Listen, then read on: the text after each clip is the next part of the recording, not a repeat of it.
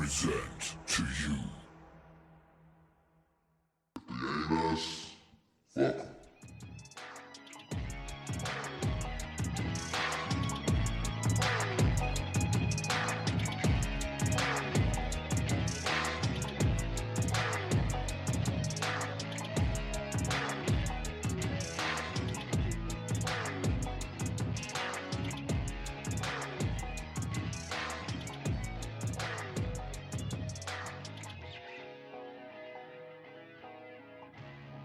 Here to talk about random stuff and the upcoming UFC 268 card.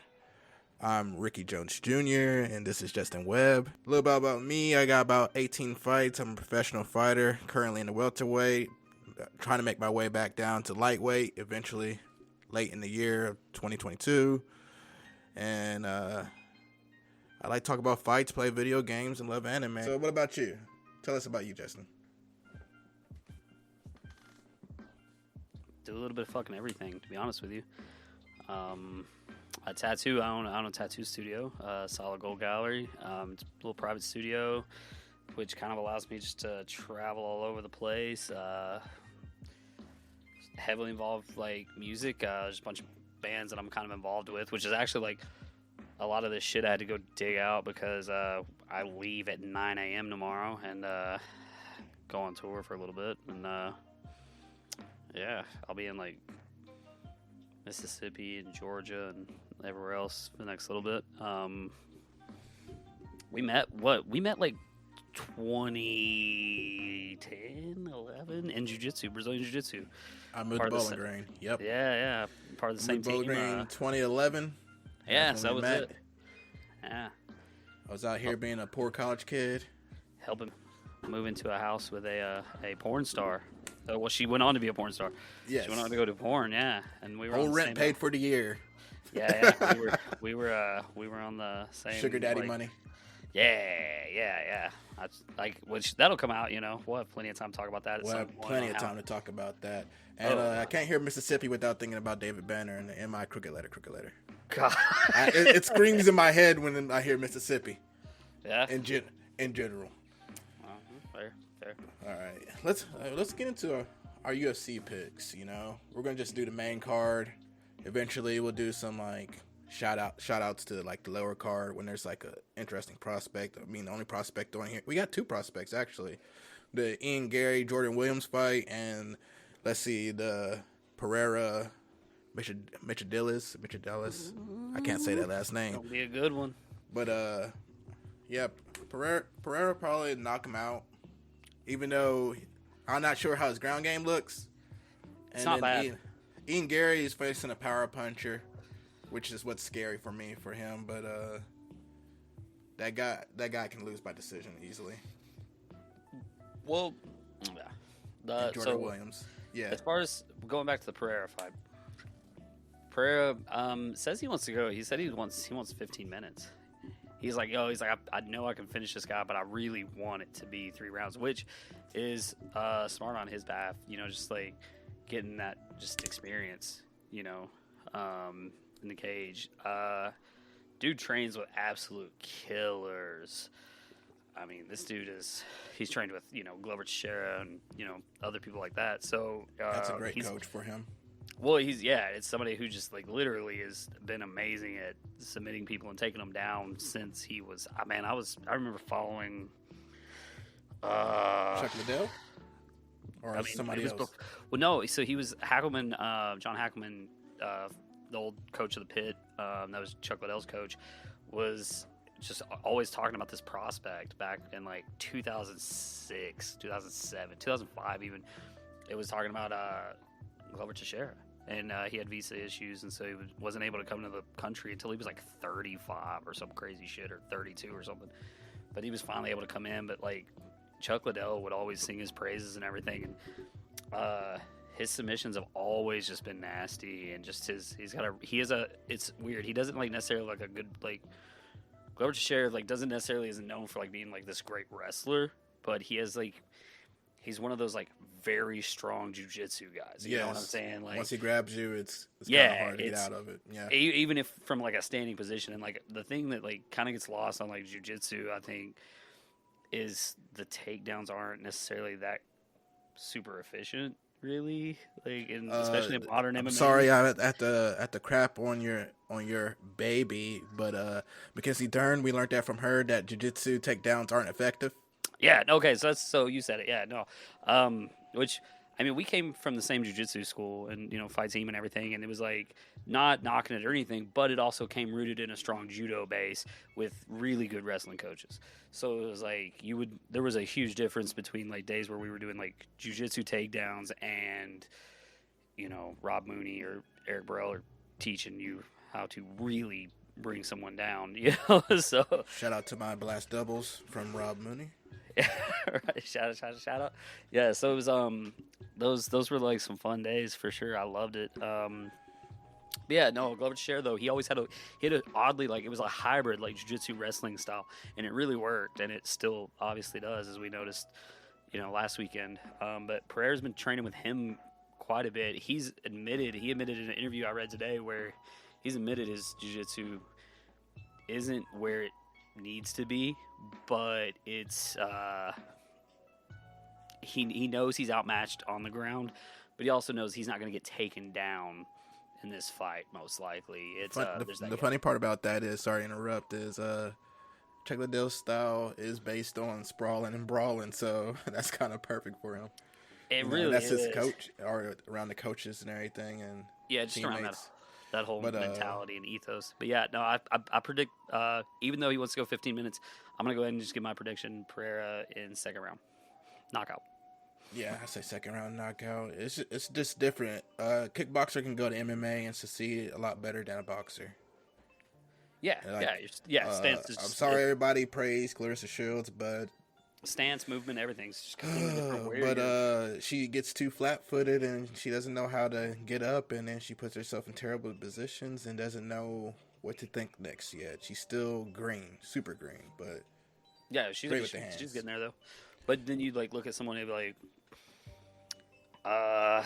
Ronda Rousey had like a long time where she was able to kind of hide her poor striking with good grappling. Yes, but her back to judo base. She wasn't wrestling, but no. That's what her downfall was. She wanted to clinch, and then when she had them hands out to clinch with people like Holly Holm and Amanda Nunes, they were giving her overhands when she was reaching. Gave her business. Literally. But anyway, we'll get Thank back God she didn't fight Floyd Mayweather. Thank God. Coach Edmond signed her a death Head movement. But she could knock out any 135 male in the UFC. Okay, so the main card, we're starting out with Justin Gaethje versus Michael Chandler. I got my pick for this. I got my pick. It's fight of the night. How do you start out the card with fight of the night? That's the crazy part about that. You have to. I mean, and you know what's cool is that Gaethje he's such like a team guy that like Whitman needed some time, because there's two title fights that both like Trevor Whitman's got guys, a guy and a girl fighting in, and Gaethje was like, yeah, no, cool, we'll open the card, even though this is like this is main event worthy on most cards. That people's main event, as they say. Yeah, but it's a main event worthy card on most pay-per-views. I think it's gonna get so many buys just from trying to start the card. Gaethje and fucking Michael Chandler, it's unreal. Chandler's got some really good pop to his punches too, and Gaethje's aware of that. Gaethje, I think, takes it though. Yeah, I think it's gonna be Gaethje by knockout, either by the second round, because the whole first round's a filling out process. I mean, if Chandler's smart, he'll try to wrestle. But Gaethje's got that underrated. He's got that underrated wrestling. Gaethje's got underrated wrestling. Nobody understands that. Everybody's like, it's weird to say wrestling with Gaethje because he never wrestled. When he gets rocked, he doesn't even try to wrestle, which is his bread and butter, as they say. He's just such a savage that he's like live by the sword, die by the sword. He really is, man. When he gets rocked, he's still trying to swing duck his head, just overhand, overhand, overhand. He's gotten so much better at it, though. He's gotten so much better at just not just like running in to a fist. Like it was just like before he just got by off toughness. So it's like now he's just like got so much better at just like not getting his head rocked. Yeah, that's the thing. His last 2 fights, he's or not his last fight, but he did look good against. Khabib said that was like that was the hardest he's ever been hit. Was that left hook that he threw. What was that the popped leg him kick? with it? He said the leg kick was like he was like I wanted to stand with him a little longer. Leg kick, and I was like, we're going down, and he was just like, I didn't want many more of those, and he gave Justin Gaethje his flowers. The fight before that is the Tony Ferguson fight, and that was the best Gaethje I've ever seen. That took years off Tony Ferguson's life. Yeah, it did. It changed that man. He literally changed that man's career after that. That man signed with a new agent that promised him a baseball career. That fight fucked with him so bad. So I did not notice. You didn't know that? And it makes it funny because he's always holding that ball and twisting it. Yeah. Apparently, that was a thing. Like last week, Conor McGregor was talking about how he posted all the police reports from whenever like Tony Ferguson had his mental breakdown and his wife did her whole thing. And then he goes, yeah, he was like, and you've taken so many shots to the head. He was like, you just recently signed with a new management company who's been fucking you. And the reason you signed with them is because they promised you a baseball career, a tryout with a professional team in the minor leagues at like 37. And he was like, come on, man. He was like, you're clearly just out of your head. And it's all true, apparently. Wow. Yeah, his whole camp thing was weird in the first place. Could you imagine getting your ass beat so bad you want to try a different sport? Yeah. I mean, that man got his ass whooped at work so bad he's changing careers. It's not even like I'm going to boxing. He said baseball. Yeah, he was like, I don't want to run into the Justin Gaethje of bare knuckle. but because everybody's signing with bare knuckle right now. So it's like, yeah, but imagine getting beat in the office if you're like a cage fighter. And you're like, fuck that. I'm gonna go play soccer. And then Khabib's there after whooping your ass. Or like you're an attorney and you just get beat up so bad you're just like, fuck it, I'm gonna go lay brick, like frame houses. Yes, this is I have learned my place in the world. Yeah, but if Gaethje in 2, I got Gaethje in 2 also. It's just that if Chandler comes out and wrestles like a smart man and tries not to get his ego checked, which Gaethje's been doing, is checking his ego, trying to make it like be a man, a real man won't shoot. And all that good stuff. But if he comes out aggressive like he did against Oliveira, it'll be Tony Ferguson all over again versus Gaethje. I mean, to be fair, man, like, I don't know. I think, like, I don't know. Gaethje's, like, ready for that, though. But Chandler also comes out fighting like a bat out of hell for that first 5 minutes. It's the worst 5 minutes you could imagine. And he has the cardio to back it up, and he has the pop to back it up. And at some point, you've got to look at somebody like Justin Gaethje and just be like, how many shots is too many? It's, you know what? Ironically, it's like it's a problem that like Tony Ferguson had, where it was like, how many shots before it's too many for Tony? You know, it's like you can only get by on your chin so long. Yeah, but that's why he's been smarter. That's what I'm saying. That Tony fight showed him having patience, and that's what makes me believe in Gaethje in this fight. Because if Chandler comes out and he's not on, he slows down by the second round, and Gaethje gets to kicking him. I mean, Chandler's had issues with against kicks in the past. You know, he lost the fight because of it. Yeah. And then once he gets rocked and goes for terrible takedowns, it's just gonna be sprawling brawl and Gaethje telling him to get up, and then just ending it, you know, like he does everybody that he rocks. And Chandler doesn't recover well from getting rocked, man. He does not. No, he doesn't know what to do whenever he's in that situation. Like he'll look lost. Yeah, this next fight. The next fight would be, let's see, it'll be Shane Burgos versus Billy Quarantillo. Man, what a weird fight. It could go either way. Shane's coming off a loss, but it's like a loss to Edson Barboza. So it's like Edson Barboza and Josh Emmett, yeah. Yeah. Which Josh Emmett, that's like that dude's just like he just turns into a superhuman thing whenever he's hurt in a fight. That thing Like from the that dude's- Fantastic Four. Yeah, like he just it's clobbering time and he just goes. It's clobbering like you time. break that dude's jaw and it like he becomes invincible. You break his leg and he comes back and wins a fight. Still. Yeah, exactly. Yeah. Which Billy's coming off.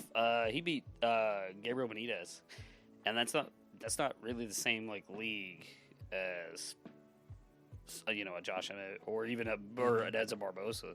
Especially Barbosa's lethal, so it's like losing to him is not a big. I don't think that's a bad thing for Shane Burgos, but I don't know. That fight could go either way. I believe that Shane Burgos is one of the few people who can keep up with Billy Quarantillo's cardio. You know? I think I'll go ahead and say Shane Burgos will win. I'll go ahead And decision. it's Billy don't have the power like Edson and No. Emmett, and he throws like Emmett, but he doesn't. Sorry, I ain't saying he has pillow hands, but it's like he ain't out here just knocking people out. He's just riding the bike, and then people slow down, and he just mauls them through that. You know, funny thing about Billy is that he did the game plan that I should have did against a guy that he fought that was in the UFC, Jacob Kilburn. Mm-hmm. Instead of taking him down and working submissions, I just fought more aggressive. Yeah. I fought fire with fire, and even though it took my thumb away from me, aka I broke that thing in the first round, I still only lost by split decision, and I couldn't figure out why I couldn't get grips until after I took my glove off, and I was like, oh, I broke my thumb. Yeah. It happens. Thank God for adrenaline. Yeah, this thumb's like look at that thumb. That's as good as that thumb gets. But That thumb just like right there is about as straight as that thumb gets. Billy, he lost to Gavin Tucker, and that's the only fight he gassed. And they asked him later on why did he gas, and it's because Gavin Tucker threw a body kick, and that just destroyed that man's gas tank. And crazy thing about that is Shane Burgos, he likes to lead with body shots before he heads up to the head with his punches, so that might be a factor also. Could be. I start out with the body head, and then at first I was thinking, I'm scared of Shane Burgos losing due to like submissions or whatnot, but because everybody can have great cardio, then you scramble, blah blah blah blah blah. But he faced Americani, who was really good on the ground, and he got out of some deep stuff. Yeah. And then he out ground gamed the dude and knocked him out. Yeah. So that's what makes me believe that he'll beat Billy Quarantillo by decision. Yeah, I'm going Burgos decision. Yeah. Yeah, decision. I think but it's like I'm not shocked if it goes either way. See, this is one that I was hyped about the Gaethje fight or whatnot, and to talk to you about with that one, but this is the fight that I'm interested in your insight on, and that's the Frankie Edgar Marlon Vera fight. God, Chito. fuck. Oh, Chito Vera. I don't. I want. Shit. I don't. Oh my God. I was stuck on all day. Which Frankie Edgar shows up? Not only that, but it's just like the Justin Gaethje fight. If he gets Cheeto, kicked, it gets kicked a lot because Chito has good kicks. Yeah, and really good kicks. You also have to think like Frankie Edgar, like what's he notorious for? Like let's just face it, he's just tough. He just gets the shit beat out of him. He's good at infighting. But really he's notorious. Even the old classic Gray Maynard fights, his first fights in the UFC, he got knocked out like twice in a fight and still won the fight. Or I think it was I'm gonna draw or something. But it was like those fights were notorious. Like he's notorious for just like getting the shit beat out of him. He had his run where I'm a big BJ Penn guy, so I'll give him he did okay, but he just I don't know, man. Like Frankie Edgar, if he gets the takedown, it's his best chance just to grind out Vera. Vera though, if it stays standing, God, he's gonna pick Frankie apart. It's gonna get rough. Yeah, I get the sense that he's gonna get kicked and or be unsuccessful with a takedown, and then the whole fight try to find his range, and he might end up getting like KO'd with a knee coming in for a takedown. But I just see it being a better Cheeto Vera, like when he faced Aldo. Yeah. And because he was mad about that, because him and Aldo exchanged, but he stood in front of Aldo and let Aldo push the pace. Yeah. And that's but thing. I feel Cheeto learned from that. He's very smart. He's a very smart man. Yeah. He's and I go Cheeto. Cheeto by decision. Cheeto by decision. Wow. I go Cheeto TKO. I mean, if it'll be late, second, early third, because Frankie might. The reason I say decisions because Frankie might have PTSD and might be a super patient fighter. Yeah. If Frankie fights like Frankie Edgar, I'm gonna like this will be the wild pick of the card for me. If Frankie fights like Frankie Edgar, I go Cheeto first round. Man, right. Like I said, if Frankie fights like you have to put Frankie Edgar's 40 now. So I go Cheeto first round. If Frankie fights like Chris Weidman, I'll go Cheeto by decision. So yeah, it just depends on Frankie's patience.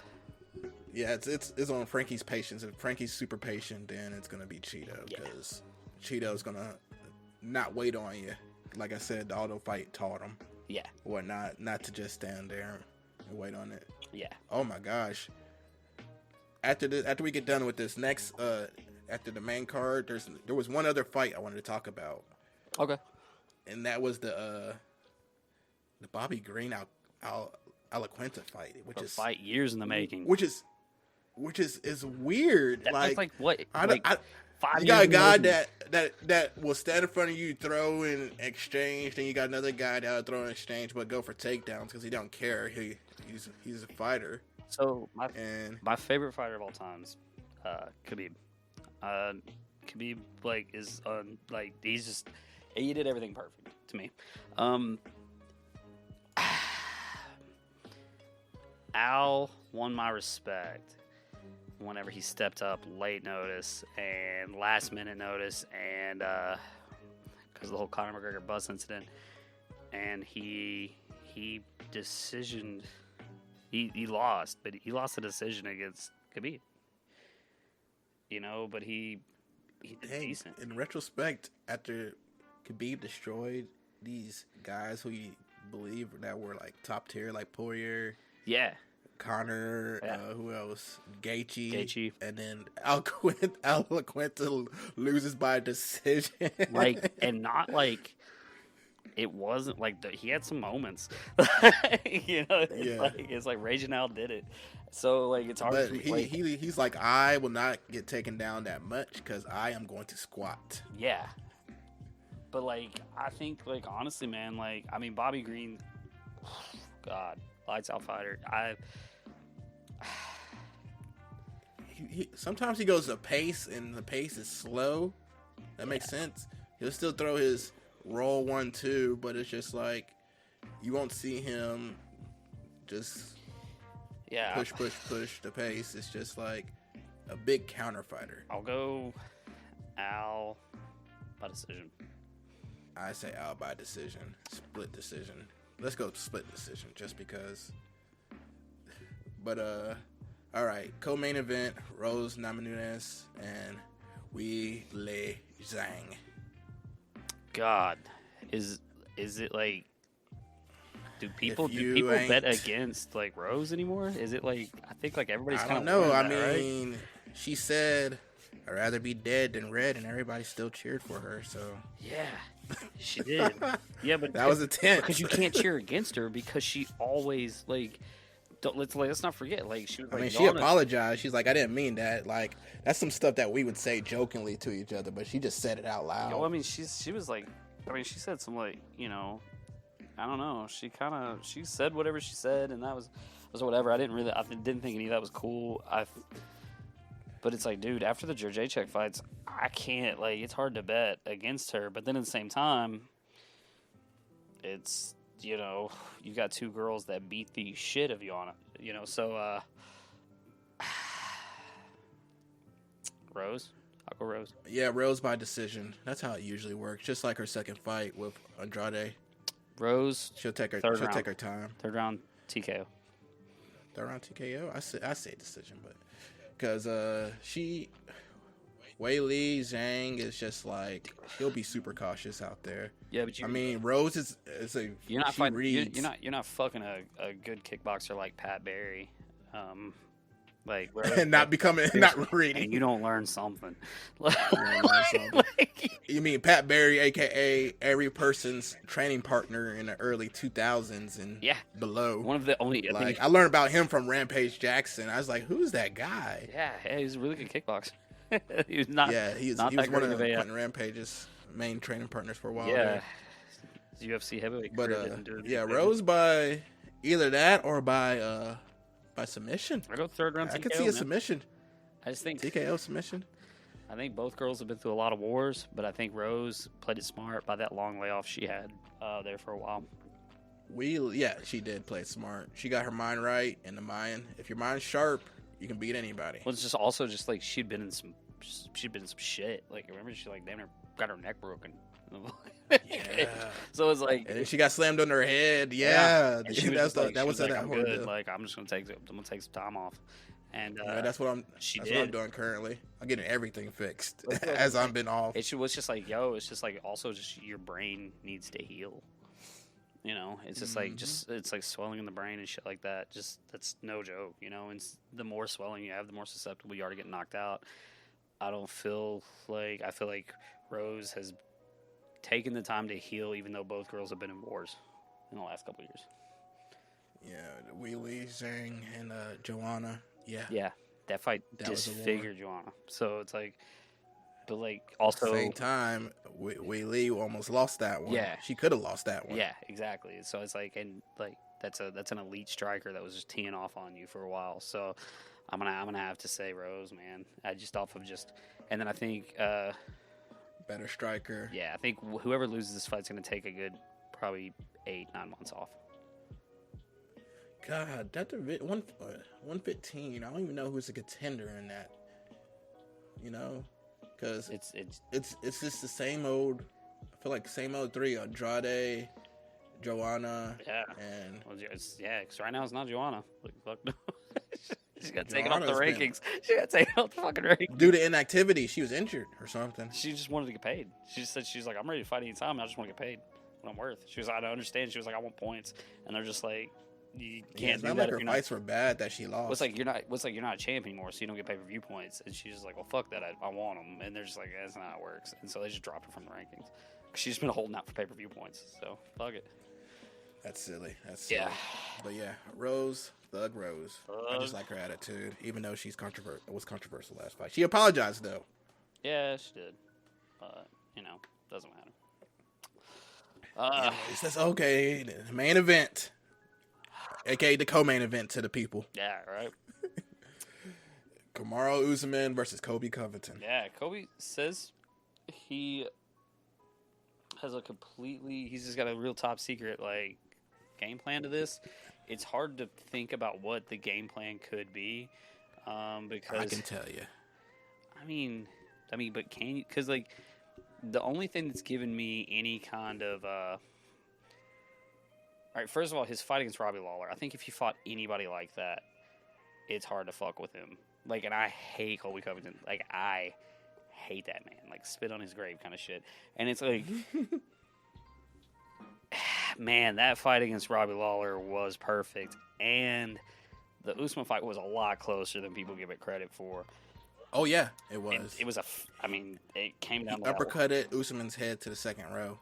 Yeah. And so it's like, he's left since that time. He's got his own camp that's just dedicated to him, and coaches that just focus with him and work with him. But the one that he's like really stood out, the name like gets past me, but he's been working with a judo coach more than anybody in this whole camp, and he's just like, but he like keeps alluding to this top secret game plan he can't tell anybody about, whatever. He's not going to divulge it and whatever. But it's like,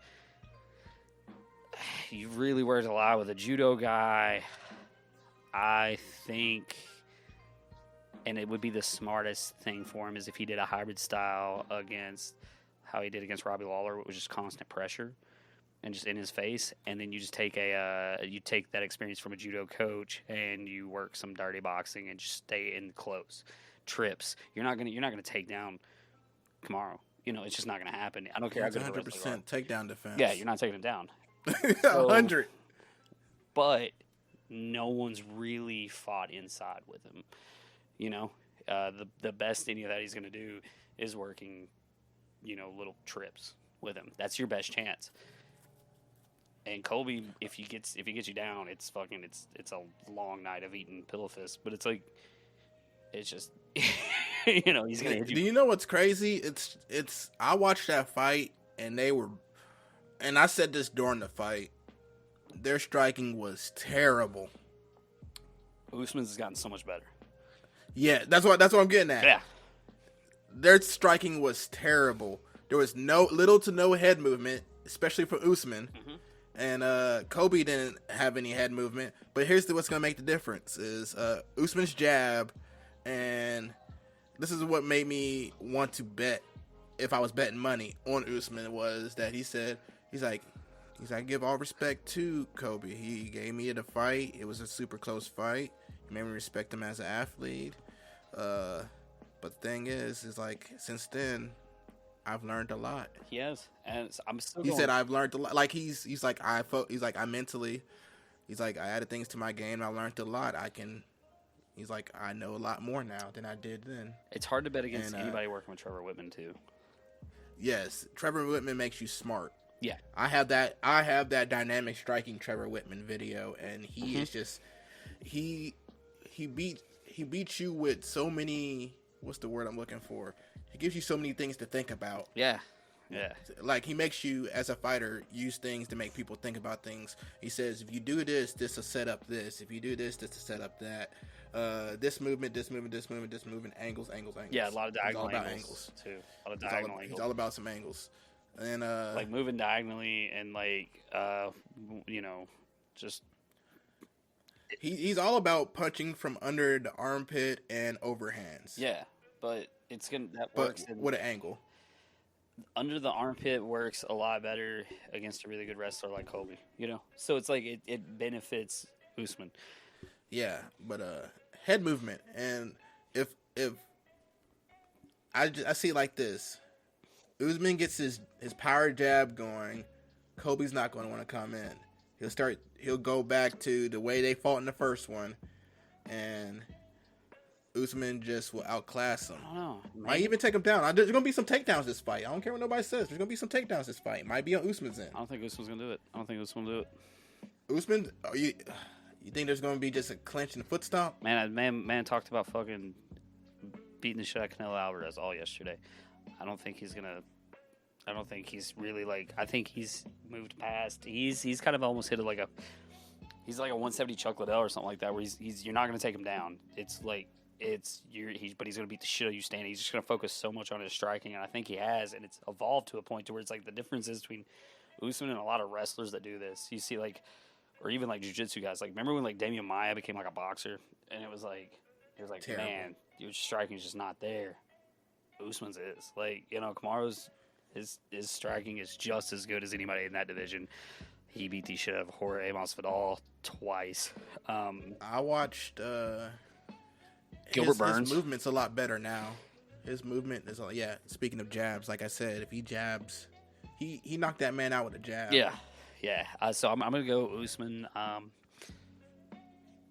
Third round for me. Third, yeah. Third's not bad. There's not bad. Third round TKO. Late third. Yeah, I think he's going to beat the shit out of him. I think that jab's really going to establish itself in the first and second rounds, and it's just going to honestly just wear that nose and jaw out. And but at the same time, don't be shocked if Colby works, some close trips, from clinch over under, because it's going to be really hard to get double unders against Usman. Inside leg trips, yeah. I said, they'll fall to the cage. Usman will get his double underhooks, little ankles, break apart and throw punches. Little ankle trips, just You know, little inside leg trips. I think honestly, more than even an inside, I think an outside. You know, just kind of just stepping out there and just kind of just Kobe is moving. explosive enough to do the outside. Yeah, he has short bursts of like really good energy. So I think that could work. Don't be like surprised if that happens. Usman's gonna get right back up. So I'm still gonna go with Usman third round. Yeah, we got the rest of the card. I don't even know who that guy is. The sniper versus Shabazian. Yeah. His name is the Russian sniper. Well, at this point, anyone from like Russia, Dagestan, or anything like that, just go ahead and just put money on him. Chechnya. Again, you think Shabazian got destroyed by what's his name so bad that he can't win a fight now? Yeah, all right.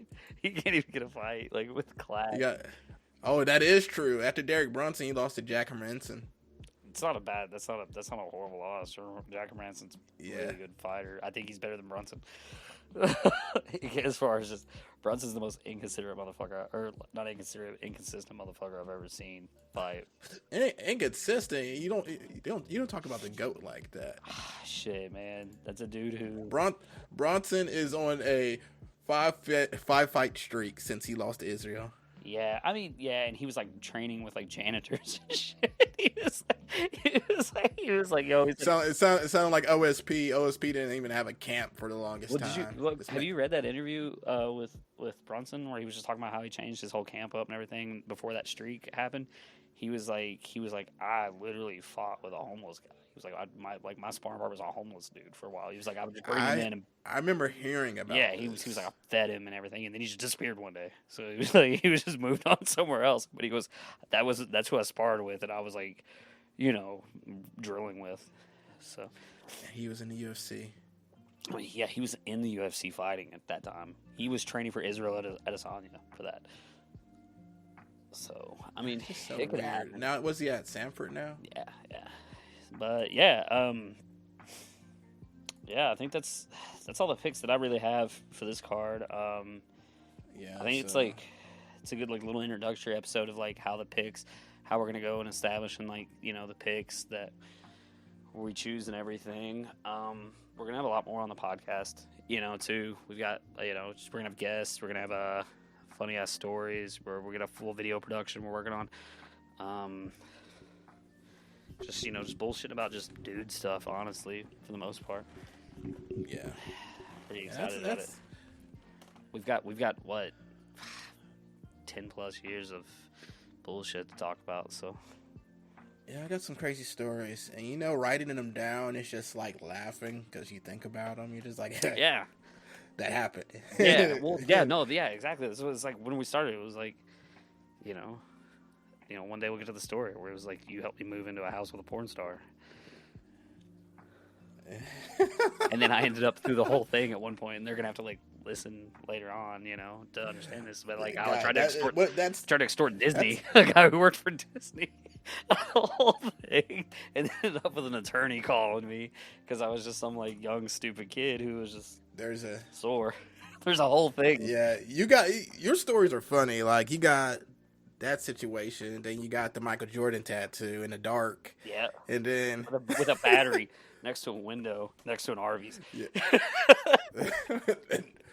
Arby's. Yeah. I don't know why the Arby's set it off Arby's next to an Arby's. Like that, like the Arby's sets the scene. Well, because I watched my boss's wife beat him up in that parking lot, so I just always equate that back. You just officially made Arby's the hood official place where the weird happens. Yeah, and they don't give you sauce anymore, apparently. What? Yeah, they don't. You have to ask. I seen a thing like, why do people trip about sauce? Because ain't like when you count the register, you ain't gonna come up short 2 sauces. Right, exactly. Yeah, there's no problem with like shorting sauce. And whenever you're like Arby's, like that's all you really got going for you is like that roast beef is dry and bland as fuck. Like there's no seasoning in that shit. If you get the beef and cheddar, maybe, but that's all on the bread. I had their turkey sandwich the other day. That thing's awful. So it's like all they got is that basic ass roast beef, the classic. And if you're feeling real hungry, you can go double at that and their curly fries. I don't even eat their curly fries. I don't even eat red meat, as in beef in general, mostly. I don't even eat hamburgers like that. The last hamburger I had, I would say, was 10 plus years ago. Shit, they're still good. So They're not good. They're still But, good as fuck. My guy, Five Guys. Who goes to Arby's to get anything but the chicken, bacon, cheddar? People that go there for With the honey roast mustard on there. beef, because it's called Arby's, which stands for roast beef. RB. Wow. Wow. Yeah, the more you They know. started off as a roast beef company. Like Wow. that's all they got, and then they got the curly fries. I'm about to tell the old lady about this. Yeah, now saying, now you know Arby's stands for RB, like roast beef. Now they ask you if you want crinkle cut fries or the curly fries, and they ask me. I bet you just taught so many people that listen to this a new thing. Oh yeah. RB stands for like ARBY. Yeah. It's really standing for R, RB. and then the letter R and the letter B. Yeah. As initials as roast beef. Yeah, and it's like So they asked me yesterday, do you want Roast crinkle beef. cut fries or do you want the curly fries? And I just drove. I just showed up the window. It's like, y'all don't fucking. They didn't even ask me one time Don't if even they ask gave me me the that. right fries. Give me the curly fries. Give me the curly fries. Y'all are the only ones that do it. Like I go crinkle cut fries at a fucking lunchroom in middle school. Like don't, don't. Hey, I love crinkle. Don't hate on crinkle. No, I love a good crinkle cut fry. Sitting next to that's like I was about to say so you're telling me you go to Zaxby's and be like, nah. no, if they had curly fries. Zaxby got curly fries. Zaxby got that seasoning that they put on their fries. They do. Crinkles to make them good. They do. Arby's doesn't do that. Arby's is it's the same fries as White Castle. It's the same crinkle cut. I don't know. I like their turkey though. Like their I like the grand what is it turkey. called? Their Grand classic or something. Their Mediterranean stuff. No, Their I don't fuck with that shit. yeah. I think I'm a sauce guy because that sauce makes it I don't taste a do lot better. Mediterranean shit. I don't do gyros. I don't do lamb. I don't. Well, when the Ziki old lady's sauce. Albanian and your baby's half Albanian, you're gonna learn about some Mediterranean. Well, no. Like I've indulged. Don't get me wrong. I mean, I don't eat lamb. Wait, I had lamb. It wasn't that bad. Yeah, I like. It's okay. Like it's just not for me, man. You know, it's you and hamburgers. God, I'm just thinking about the stories that it'll be more on episode 2. Yeah. Because the next card to be less intense as of this one. Yeah, That's this why one we need one's- to. I This guess, card took up a whole lot. next card we'll take our next episode. I guess we will get into some stories, talk about some man shit, and then review this card and how it was and how it went and what happens next from it and everything. It'll be a much longer episode. Yeah, it'll be what we'll do is do a review because we already did introductions. Y'all know who we are. After the review, we could probably get into the next card and talk about modern topics like how Brandon Schaub is stupid and I hate the way he talks. Sound like he talks without his tongue. I mean, you can find him at a PF Chang's. Like he talks with his nose without his tongue. That's exactly how Brandon Schaub sounds. Oh no, man. What you talking about, Bubba? Nah, fuck it. What you talking about, Bubba? I don't know nothing about I'm it. friends with that guy, so he can't do any bad. Yeah, there's a lot of homeless cats at PF Chang's. That's for everybody who gets on the Fighter and the Kid Reddit, and they just endlessly make fun of Brandon Schaub. It's homeless cats at PF Chang's. Is every joke is a homeless cats at PF Chang's, and that's why like Ariel during their beef was just like, yo, he like posted on Instagram himself at a PF Chang's, and like during the beef and tagged Brandon Schaub. Poor Brenda. Schaub doesn't he gets into he's the typical I'm the big meathead guy, I'm gonna bully you, but then he faces somebody smart and he goes to like, who's this guy? Like everybody knows who Ariel Helwani is. Yeah, he just plays dumb, man. That's how it goes. Yeah. So let's that's a good episode 1 of If They Ain't Us. They ain't us. As it, but if they ain't us, welcome. Hell yeah. That was We'll a see good you one. guys next That was a one. good one.